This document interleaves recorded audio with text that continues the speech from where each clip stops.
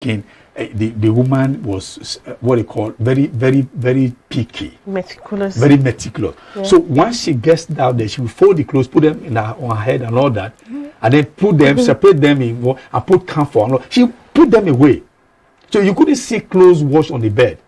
And the bed, my mother couldn't sleep on the bed that is not well made. So that's how I grew up. So when we've got married, because my wife would just dump clothes on the bed. Yeah. We say, and just sit there and sleep. Tomorrow we'll fast. No. So it brought a trouble. But if she didn't learn, it could be a source of problem to us. So you must study your partner, know exactly what your partner's what he or she doesn't like, how she wants to be treated, how she wants to be talked to. Sometimes my wife feels before now she felt I was talking down on her instead of talking to her. I was talking every time I was talking down on her. So she didn't say, I'm also a human. Let's discuss. You can't just be talking, you understand. So you also there are women who say, okay, let my voice be heard. At least let my voice be heard. Don't just give me instruction. Hey, this is what I want. Before I come back from us, I don't want this cup here again. No, come on. Darling, please, could you do something about this? You see, that's some of us studying communication. We find a way to always not talk down people. You understand? Because I've learned that over time. Perpetual, please, that cup, could you help me change the position before I come? I'm so sorry. Oh, what's wrong with you? Oh, no, the brand, the logo is not facing the camera. Oh, okay, thank you. I say, hey, Perpetual, don't you know the logo is not facing the camera? What's wrong with you? You're talking to that person. So you must regard the person as also human. So these are some of the things you have to look at in relationship so that you can begin to work against the trigger signs that will bring problem. Okay. All right. You want to say something? Yeah, of course. I as much as I really do agree with a couple of things you've said, if not all of them. I still understand that some people they cheat without even reason. I was going there. Okay. There's chronic cheat. They cheat without reasons. You see, someone is trying to be near perfect for you, and giving his or herself just for you, and then you are having something to, and you can't even help yourself. So those kind of people in a relationship, and as much as you're trying to make it work, and you say there's no manual, which I actually do agree. Do you really expect people? Because I'll cite an instance. For instance, Margaret will be in a relationship with Charles. I know you're married, but then I could be in a relationship with you, yeah. And maybe you did something, you probably cheated, and of course I'm supposed to forgive and forget and act like nothing happened.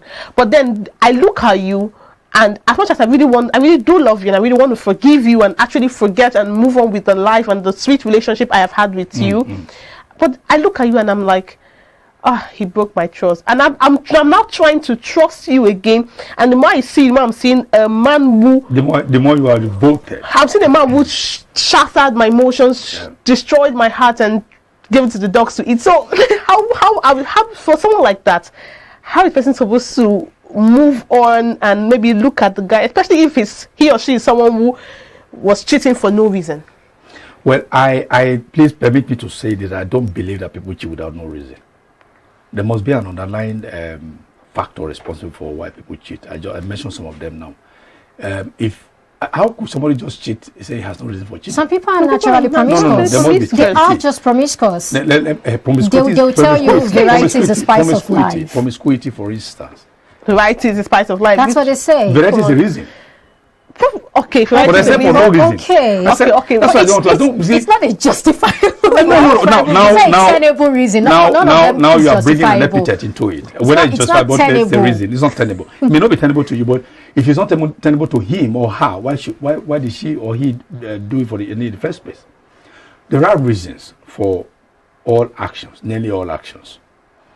But what I'm saying first is that when you find someone who cheats, either consciously or unconsciously, for no reason, as you say, or for other reasons, as you say, there is a problem. The problem is, as I want to hammer on this, that if you are truly committed to that relationship and to your partner, when the urge comes for you to do it, you always remember you.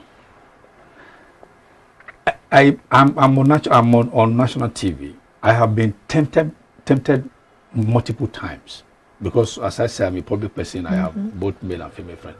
I've been tempted several times to want to misbehave. But see, I had to, so that I remember, no, I shouldn't do this. I shouldn't do this. I'll quickly check myself. Because I know I've committed to someone. No, if I go ahead to do it, what would I say? Now, let me tell you why I tell some guys why it's not very, very good cheating. Because it's somebody's heart has been committed to that relationship. It's emotions. Emotions could destroy a man, could destroy a woman. If, just as she used us as an example, for instance, we are dating, she's a very beautiful girl and all that. Okay? Now she goes out to do it. I'll say, I check myself. What's wrong with me? Is there something in me that I look at, not me, Charles. I look at the mirror, Charles, now what happened? What is it? So I will find myself becoming inadequate for her. Sure. So coming to the center will be a problem. I say, if she could do this once, she could do this second time, and she comes to say sorry, something just happened. That thing that happened, you could not check. How we sure you check it again? So that's why I always tell people it is better not to do it, because if you do it once, you might do it a second time. Sure. I tell people, look, this is it. If you are in a platonic relationship with a woman or a man, if you have not, both of you have not committed yourself to going to bed and all that, you have nothing, no picture to play back in your head. But once you have done it, you see those pictures of how you were in bed when you went to bed will always play back. Then it now brings hunger for that person. If, for instance, what both of you did there is not as good as what you do with your partner, that picture will always come to make comparison. If I were with this guy now, this guy would have treated me this way. I don't know what's even wrong with this guy. So look at him, he's so dull and all that. So there's something that will always be pulling you from there, from the center to the outermost part. Okay. These are the reasons why you should always be careful. You commit to a man or commit to a woman. If both of you want to end a relationship, end it on mutual grounds. Yeah. And face somebody you can. Okay. In the Western world, a lady will tell someone, I'm no more in love with you. I found somebody else. But here, because of our value.